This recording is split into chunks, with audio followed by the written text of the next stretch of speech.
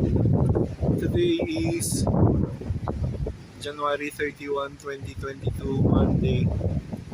Nandito tayo sa Bagasbas Beach sa Daet.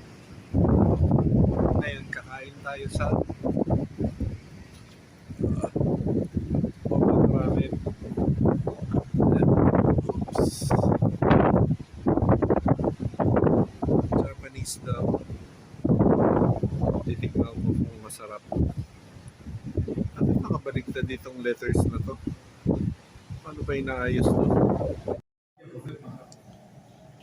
Ito ang mixed sashimi platter nila.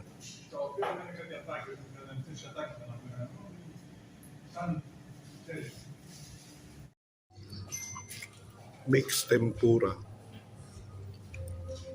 Meron din siyang onion rings. Tempura na kalabasa.